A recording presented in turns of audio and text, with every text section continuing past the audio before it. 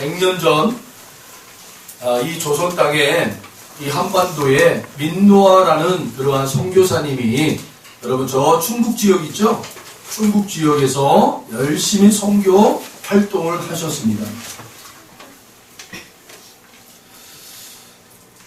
경신학교라고 여러분이 아마 들어보셨어요. 경신학교에 바로 초대 그런 이사장식이죠. 오늘로 얘기하면 이사장.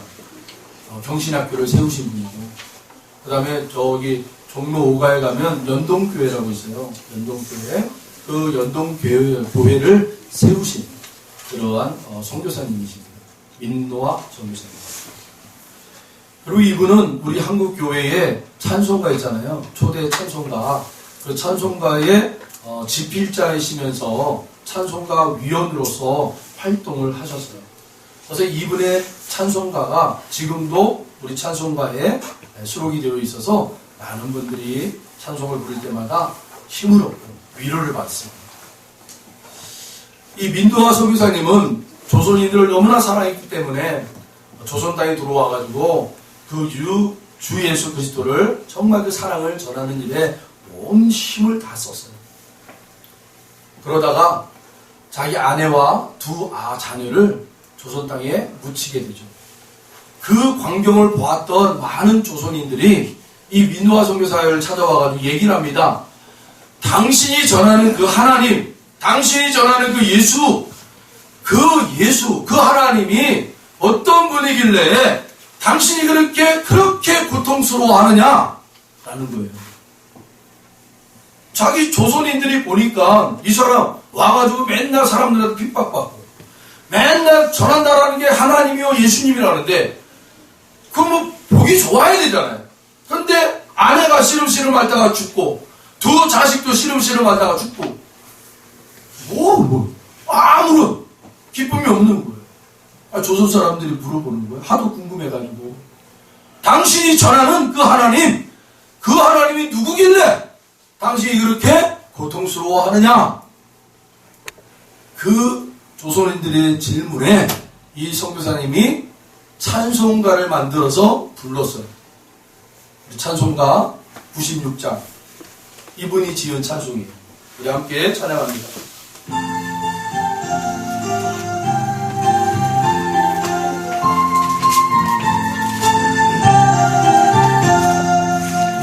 예수님은 누구신가?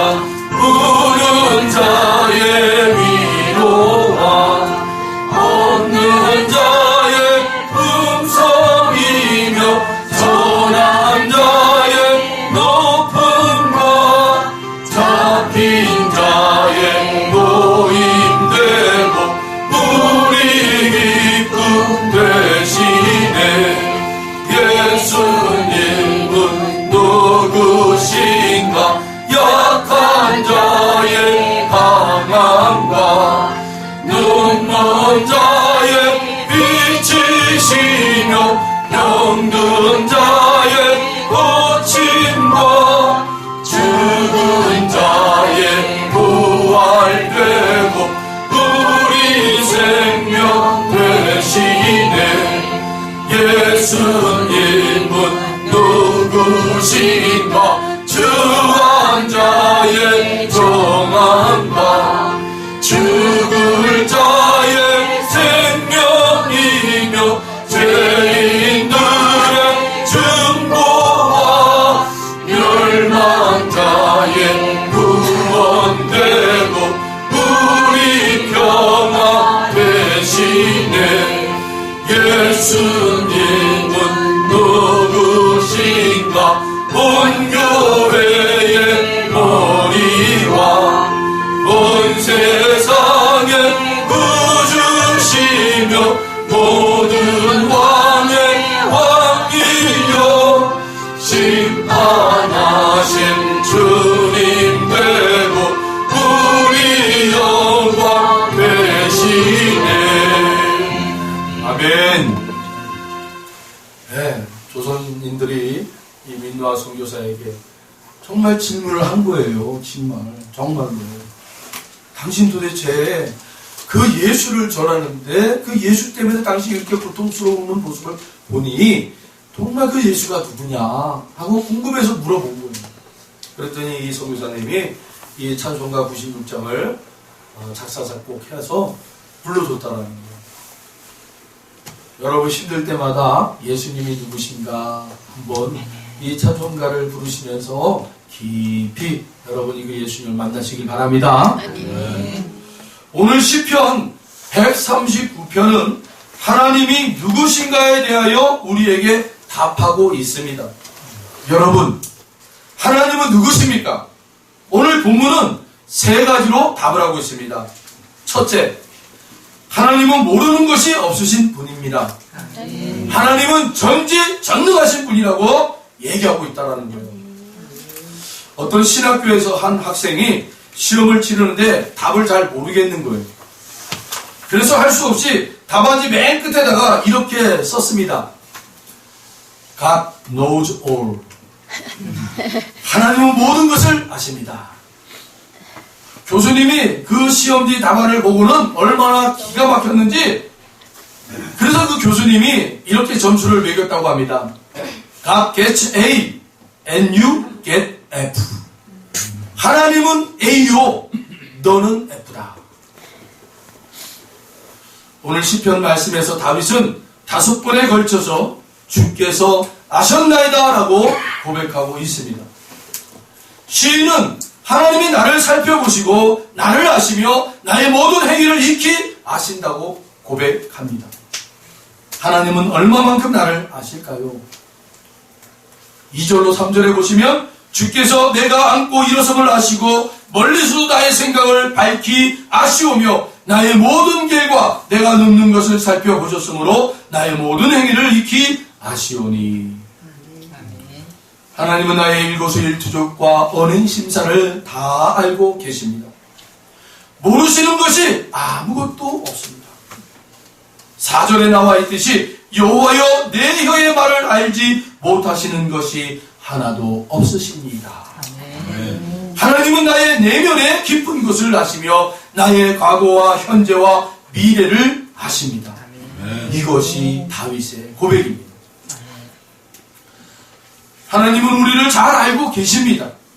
우리가 하나님을 보지 못해서 하나님도 우리를 보지 못하시는 것처럼 착각하며 사는 때가 많습니다. 그러나 그렇지 않습니다.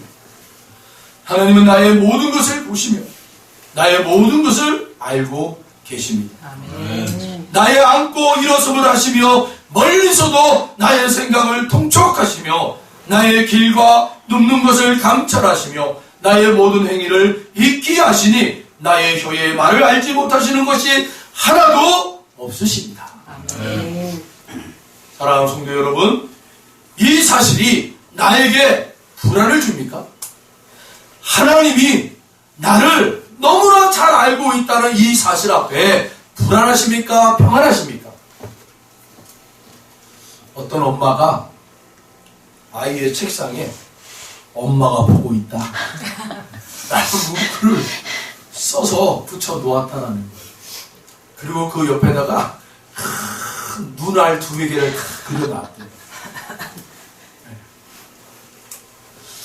하나님께서 아신다 라는 말을 들을 때에 두려워 벌벌 떠는 사람이 있는가 하면 평안함을 느끼는 사람이 있습니다. 그러나 우리가 알아야 할 것이 있습니다.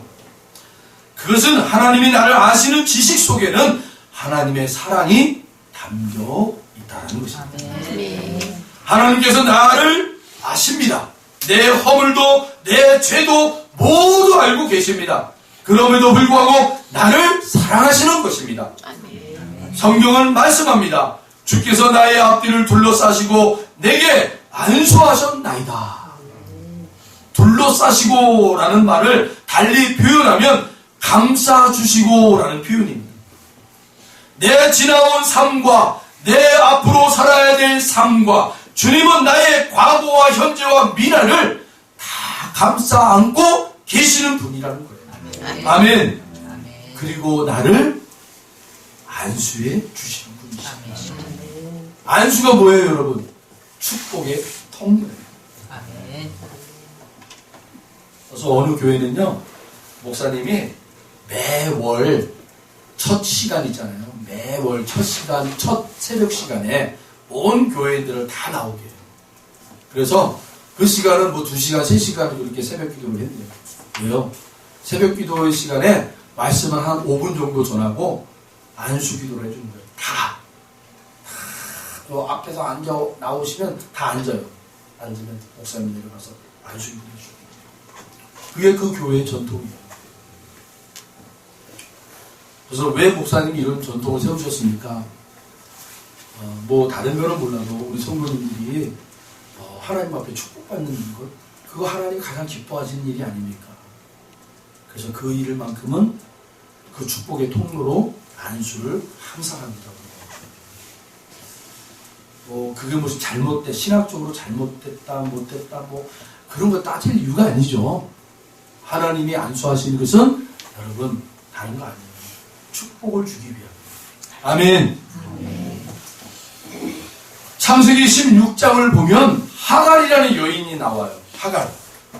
아브라함의 첩이었죠. 근데 사라의 시기 질투로 인해서 이 하갈이 쫓겨나요. 그래서 광야로 그렇게 정처 없는 삶을 살게 돼요. 아무도 살지 않는, 짐승도 식물도 살 수 없는 그러한 광야 사막으로 내쫓긴 이 하갈이 누구를 만나요? 하나님이 보내신 천사를 만나요. 하나님이 그를 살피고 있었다는 것입니다. 하갈은 하나님의 천사와 대화를 나눈 후에 이처럼 고백합니다. 창세기 16장 13절에 하갈이 자기에게 이르신 여호와의 이름을 나를 살피시는 하나님이라 하였으니 이는 내가 어떻게 여기서 나를 살피시는 하나님을 배웠는고 함이라. 아멘. 그래서 여러분, 성경에 가장 먼저 하나님 앞에 신앙 고백을 한 여인으로 등장을 해요. 우리가 신앙 고백하면 누구의 고백을 가장 먼저 떠올려요? 베드로의 신앙 고백을 떠올리잖아요. 베드로의 신앙 고백. 그런데 여러분, 성경에 보면 가장 첫 번째 하나님 앞에 신앙 고백을 했던 사람은 하갈로 등장해요. 하나님의 말씀을 들은 하갈의 가슴 속에서 뜨거운 이 신앙 고백이 솟구쳐 오른 것이죠.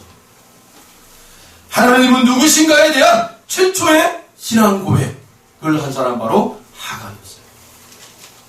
나를 살피시는 여호와 하나님. 하갈은 낙심했지만 다시 힘을 얻을 수 있었던 것은 하나님께서 나를 아시고 나를 살펴주시고 있다는 사실이었습니다. 사랑하는 성도 여러분, 하나님께서 아십니다. 아멘. 내 약함도 내 능력도 다 아십니다. 아멘. 그러므로 나를 향한 하나님의 사랑은 완전한 사랑입니다. 할렐루야. 주님께서 말씀하십니다.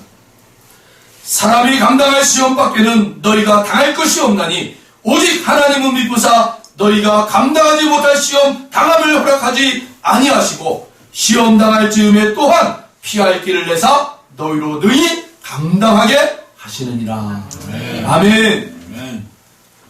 우리는 하나님보다 내가 더 잘 알고 있다고 생각하기 쉽습니다. 그러나 그렇지 않습니다. 어떤 이는 하나님은 너무나 모르신다고 말합니다. 그래서 아담아 내가 어디 있느냐, 아담아 내가 어디 있느냐 라고 질문을 했다고 해요. 여러분, 이 질문은 하나님이 아담을 어디에 몰랐기 때문에 질문하는 게 아니에요. 이 하나님이 물으시는 것은 아담이 있는 곳을 몰라서 물으신 질문이 아닙니다. 아담으로 하여금 자신의 모습을 돌아보게 하기 위한 질문이었어요. 아담의 정체성에 대한 질문이며 아담이 지금 있는 자리, 그리고 그가 있어야 할 자리에 대해 던지는 질문이었어요.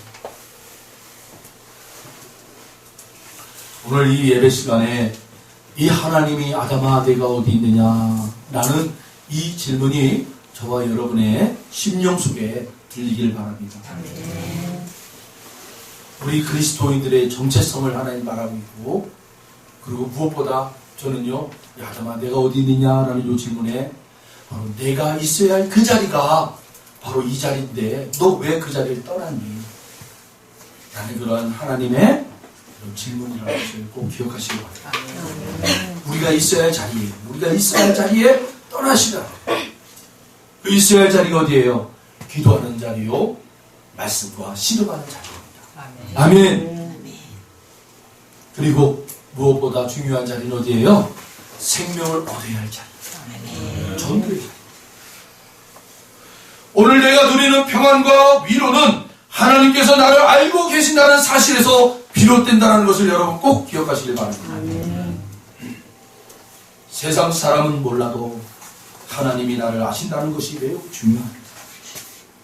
가장 가까이 있는 내 사랑하는 짝이 나를 몰라주어도 하나님은 나를 아신다. 하나님께서 모르시는 것이 아닙니다. 하나님의 수를 우리가 모르는 것이에요. 우리 여러분 바둑을 좋아하시잖아요. 다들 장기를 좋아하시고 고수들이 놓는 그 수 있잖아요. 한 수, 두 수, 세 수를 놓고 바라보면서 한 돌을 딱 놓잖아요. 그러면 초보자들은요 그 수를 못 보는 거예요. 왜 이 사람이 왜 엉뚱한 이 자리에다가 돌을 놨지? 여기다 놔야 되는데 자기 생각으로는 여기다가 놔야 자기를 막고 그렇게 해나가야 되는데 왜 이 사람은 여기다 놨지? 모르는 거예요. 고수들의 그 길을 모르는 거예요. 수를 모르는 거예요. 여러분 하나님의 그 수를요 우리가 알 수 없기 때문에 여러분 답답한 거예요.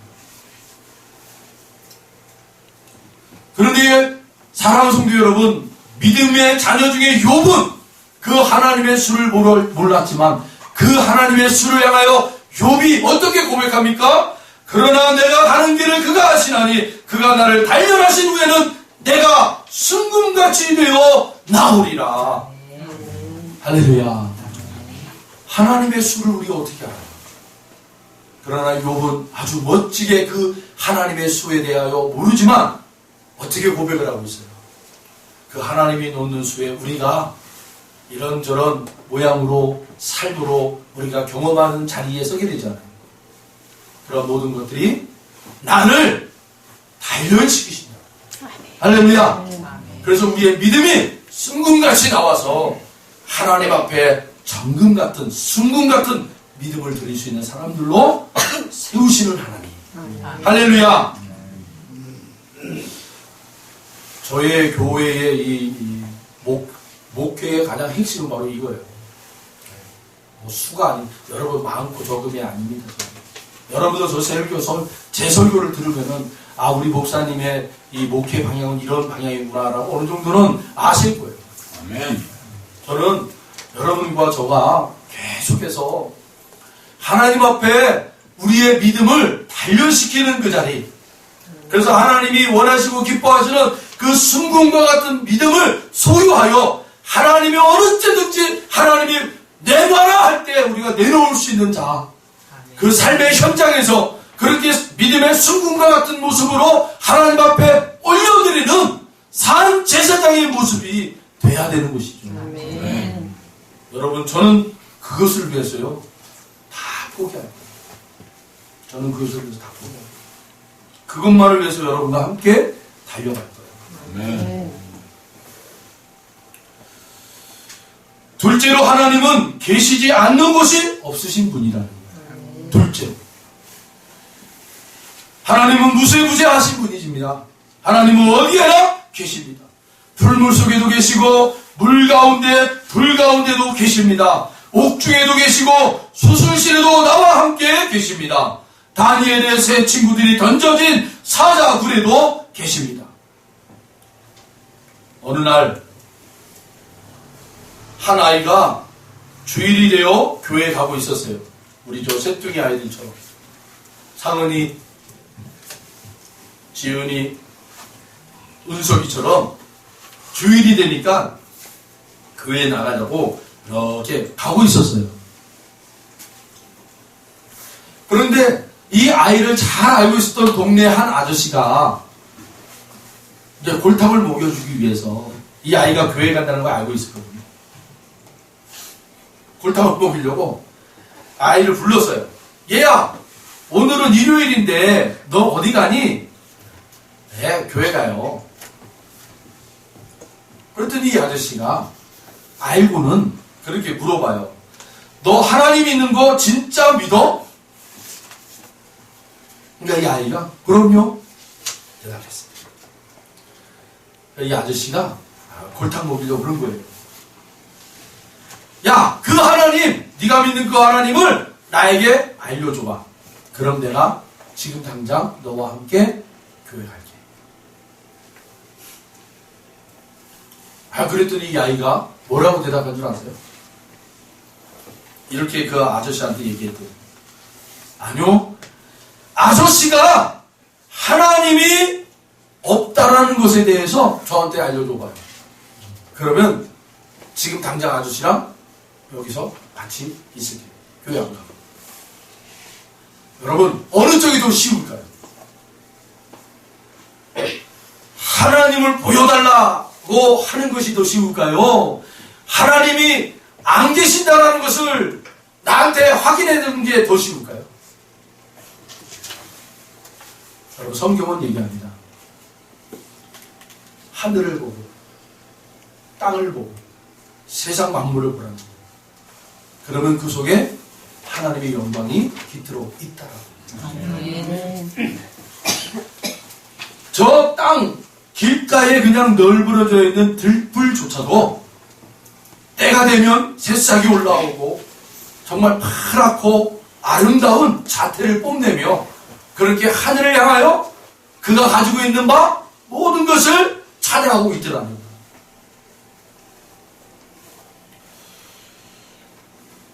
무엇을 우리가 더 증명하는 것이 어렵고 쉬울까요? 시편 139편 9절과 10절에는 이렇게 고백합니다. 내가 새벽 날개를 치며 바다 끝에 가서 거주할지라도 거기서도 주의 손이 나를 인도하시며 주의 오른손이 나를 붙드시나이다. 아멘. 아멘. 우리는 하나님의 눈을 피해 하나님께로부터 도망할 수 있으리라고 생각합니다. 그러나 그렇지 않습니다. 내가 하나님을 피해 멀리 도망을 하려 해도 도망할 수가 없습니다. 내가 하늘에 올라갈지라도 거기 계시며 수월에 내 자리를 펼지라도 거기 계시는 분이 여호와 하나님이시랍니다. 아멘. 나의 맑은 날에도 나와 함께 계시고 나의 슬픈 날에도 나와 함께 계십니다. 주님께서 말씀하십니다. 여호와의 말씀이니라 사람이 내게 보이지 아니하려고 누가 자신을 은밀한 곳에 숨길 수 있겠느냐. 여호와가 말하노라 나는 천지에 충만하지 아니하냐. 우리 하나님은요 이 만물에 충만하신 분이세요. 아멘. 그래서 우리가 이 만물 속에 어디에 숨겠어요? 네. 그 하나님의 충만하심이 우리와 함께 하십니다. 우리는 하나님으로부터 도망할 수 없다라는 거예요. 그러므로 하나님으로부터 도망하지 마시고 하나님께로 도망하시기를 축원합니다. 여러분, 우리는요 하나님께로 도망가야 돼요.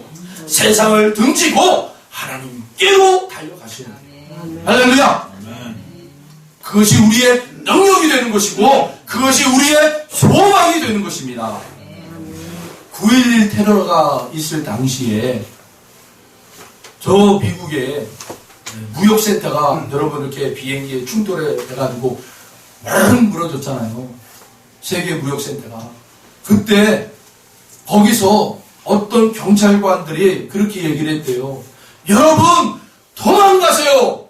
여러분 도망가세요. 뒤도 돌아보지 마시고 뛰세요. 멈췄으면 죽습니다. 여러분 저 무너지는 건물 사이로부터 여러분들은 저 바깥으로 도망가셔야 삽니다. 뛰세요. 계속해서 뛰세요. 멈추지 마세요. 그 이야기를 들은 어느 한 목사님이 그 현장에서 너무나 감동이 된 거예요. 그래서 이 목사님이 그 다음 주에 설교 시간에 성도들한테 얘기했어요.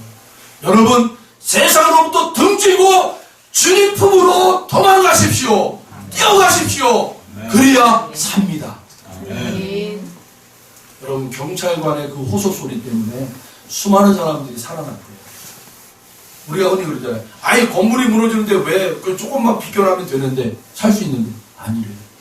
그날 현장을 봤잖아요. TV로. 건물이 쓰러지니까요.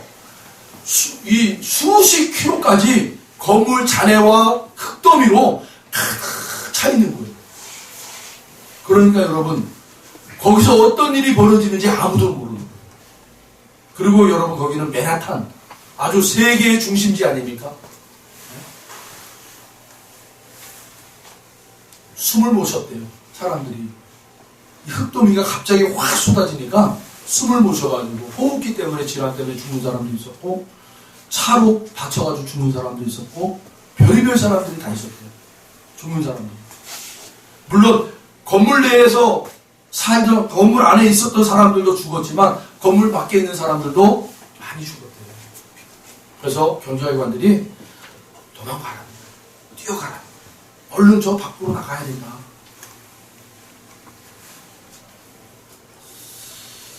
세 번째는 하나님은 전능하신 분이라는 거예요. 아멘. 전능하신 분. 하나님의 전능하심은 하나님의 창조 섭리와 깊은 관계가 있습니다. 먼저 시인은 하나님께서 나를 창조하신 사실, 나를 인간으로 지어주신 그 사실 속에서 하나님의 전능하심을 고백하고 있습니다. 14절을 우리 같이 한번 읽겠습니다. 14절입니다. 우리 139편 14절 같이 읽겠습니다. 내가 주께 감사하옴은 나를 지으심이 심히 기묘하심이라 주께서 하시는 일이 기이함을 내 영혼이 잘 아나이다. 아멘. 하나님은 나를 심히 기묘하게 지으셨다라고 고백하고 있습니다. 우리 세포 하나하나에는 하나님의 놀라운 신비가 담겨 있습니다. 수많은 사람들이 세포 하나를 들여다보고 연구하여 박사학위를 딴다고 해요. 그런데도 여전히 세포 하나에 담긴 하나님의 신비를 다 파악하지 못하고 있습니다. 우리가 존재한다는 사실 그 자체가 하나님의 신비입니다. 나의 호흡 자체가 하나님의 역사입니다. 우리가 숨을 쉴 수 있는 것도 쉬게 하시는 분이 있기 때문에 쉴 수가 있는 것입니다. 전능하신 하나님은 우리를 놀랍게 지으셨습니다. 하나님은 우리를 놀랍게 만드셨을 뿐만 아니라 또한 우리의 삶을 놀랍게 섭리하십니다. 16절을 같이 읽어봅니다. 16절입니다. 내 형질이 이루어지기 전에 주의 눈이 보셨으며 나를 위하여 정한 날이 하루도 되기 전에 주의 책에 다 기록이 되었나이다. 아멘. 하나님이 나를 아신 시점이 내가 태어나기 전이었을까요? 아니면 태어난 후였을까요?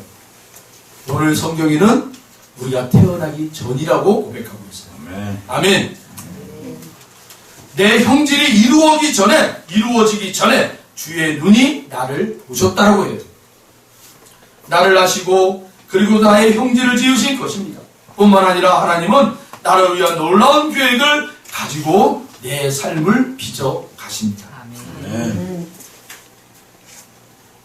하나님은 당신의 놀라운 계획을 갖고 믿음의 조상 아브라함을 빚어 가셨습니다. 아멘. 성경은 이렇게 기록하고 있습니다. 우리 히브리서 11장으로 가겠습니다.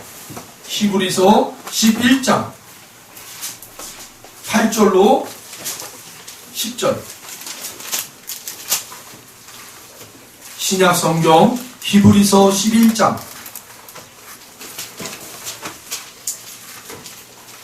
8절로 10절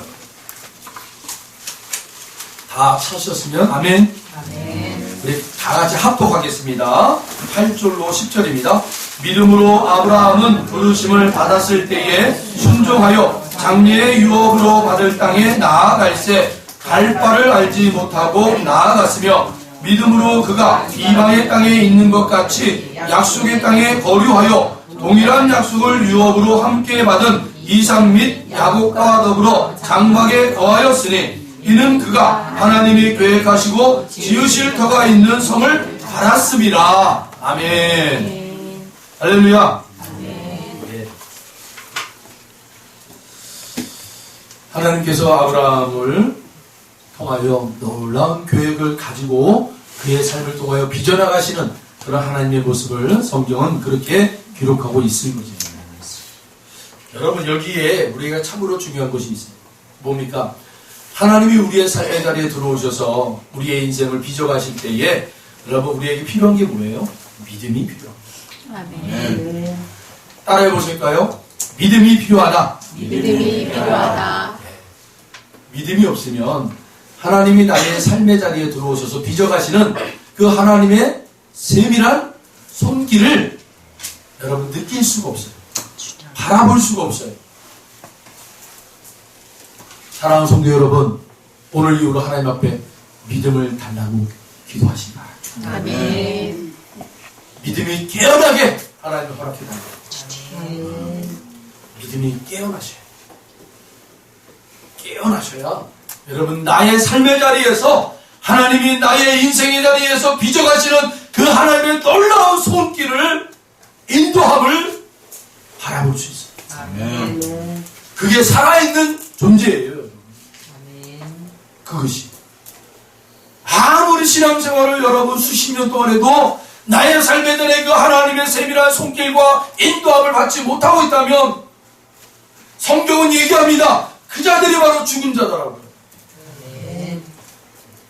여러분, 그렇게 죽은 자이지만 산 것처럼 사는 인생이 아니라 살아있는 자로서 하나님과 날마다 교제하며 그 하나님의 그 호흡하심과 하나님의 인도함을 받을 수 있는 저와 여러분 되길 바랍니다. 아멘.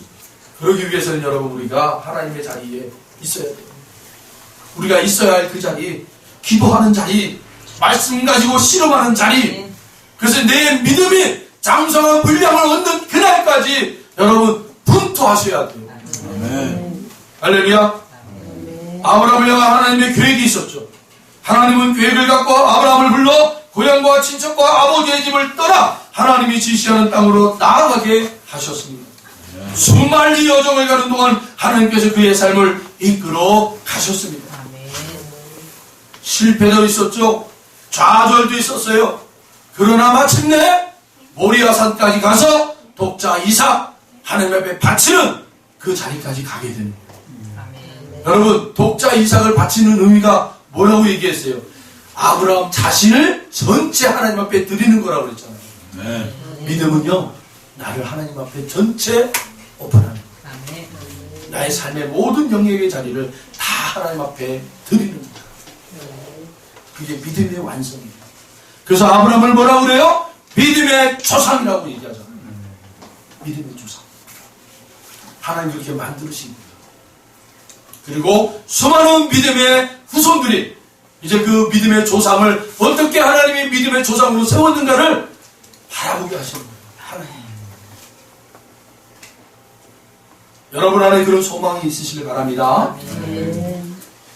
하나님은 우리를 빚어가실 때 때론 고난을 사용하시기도 합니다. 성경의 요셉은 형들에게 붙들려 애굽의 노예로 팔려갑니다. 보디발 장군의 집에서도 그의 아내에게 모함을 받아 옥에 갇힙니다. 요셉의 삶은 꼬여도 어떻게 이렇게 꼬이는지, 정말 꼬일 대로 다 꼬인 사람의 모습이 아닙니까? 노예가 된 것도 부족하여 죄수의 몸을 입고 왕의 감옥에 갇힌 신세가. 여러분, 왕의 감옥에 갇힌다는 건 뭐예요? 이제 죽는 날만 기다리는 거예요. 왕의 감옥이라는 것은 여러분, 왕에게 진노하여 갇힌 사람들을 얘기하잖아요. 왕이 마음이 나빠서 감옥에 넣어라 이러는 사람들은요, 언젠가 불림을 받아서 다 처형시킬 사람들이에요. 그런 신세예요, 요셉이.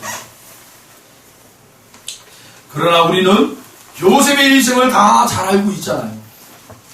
요셉이 고난을 당한 그 순간순간을 생각하면 이해되지 않지만 요셉의 일생을 다 알고 있는 우리는 이 요셉의 멋진 고백을 우리가 다 알고 있어요.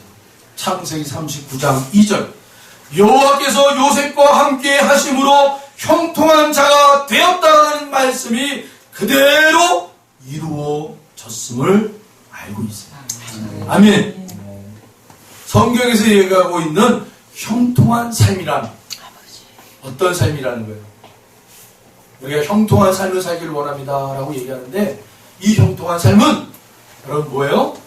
내가 고난 없이 사는 삶이 아니라 고난이 있어도 어떠한 환난이 있어도 하나님의 뜻이 나를 통하여 굽히지 아니하고 성취되는 삶을 형통한 삶이라고 얘기합니다. 할렐루야. 그런 하나님의 형통한 삶으로 저와 여러분들을 여러분 풀무구덩이 속에도 집어넣고 저 환난의 자리에도 집어넣고 그래서 저와 여러분의 그 믿음이 형통한 자의 삶이 되기까지 그 믿음이 견고하게 세워지기 위하여 하나님이 단련시키는 거예요. 우리가 살다 보면 얼마나 난감한 일들이 있습니까? 이해할 수 없는 일들이 막 벌어져요. 그러나 하나님은 여러분 어떤 분이시라고요? 전능하신 하나님이시에요. 아멘. 아멘. 하나님은 고난을 잊어 복이 되게 하시는 분이세요. 할렐루야. 우리가 알지 못하는 하나님의 수가 있어요. 다윗은 그런 하나님을 통하여 이렇게 고백을 합니다. 17절로 18절 시편 139편 17절로 18절 우리 함께 고백하겠습니다. 하나님이여 주의 생각이 내게 어찌 그리 보배로우신지요 그 수가 어찌 그리 많은지요 내가 세려고 할지라도 그 수가 모래보다 많도소이다 내가 깰 때에도 여전히 주와 함께 있나이다. 아멘. 여러분 이 다윗의 고백이 우리의 고백이 되길 바랍니다. 여러분 앞에 지금 당장 놓여져 있는 그 환난과 고통이 여러분 아무리 많다 할지라도 그 하나님의 수는요 더 많아요. 아멘. 그 수가 어떤 거예요? 오늘 다윗이 고백하는 것처럼 그 환난과 고통이 하나님의 빚어지는 손길을 통하여 우리에게 복이 되게 하시는 우리에게 기쁨이 되게 하시는 우리에게 즐거움을 주게 하시는 하나님의 수가 있음을 믿으시기 바랍니다. 아멘. 그래서 다윗은 이렇게 고백하는 거예요.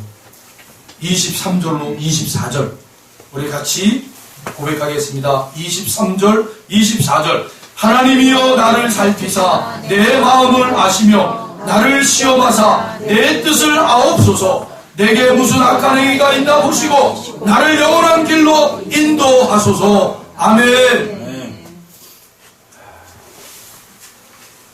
정말 우리의 기도가 이 다윗의 마지막 23절로 24절의 이 기도로 바뀌기를 바랍니다. 아멘.